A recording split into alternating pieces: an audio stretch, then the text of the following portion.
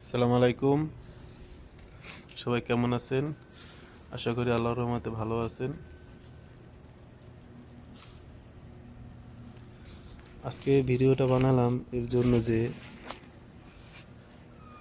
আমাদের কিছু কিছু ভাই এখনো ফ্রি ভিসা আসতে চাচ্ছে। ফ্রি ভিসা বলতে কোনো বিষয় নাই ভাই। ফ্রি ভিসা বলতে যে আমিল আইডি ভিসা, আমিল আইডি ভিসা যারা বর্তমানে আছে সৌদি আরব, তাদের আকামা রেনু হচ্ছে না। তাদের বলা হচ্ছে অন্য কোনো পেশায় যাওয়ার জন্য। তাই দেশ থেকে যে আসবেন বুঝে শুনে আসবেন। আসতে মানা করবো না কাউকে। আসেন, বিদেশে এসে পরিশ্রম করে ইনকাম করেন, আপনার দেশে আপনার বাড়িতে আপনি টাকা পাঠাবেন আমাদেরকে। আসেন, এসে বুঝে শুনে আসেন, আমেলা দিয়ে বিষয়ে আসেন না ভাই। যদি পারেন তাহলে কোনো ডাইরেক্ট কোম্পানিতে যদি আসতে পারেন তাহলে ভালো। ডাইরেক্ট কোম্পানিতে বেতন যদি আপনার একটু কম হয় তাহলেও ভালো।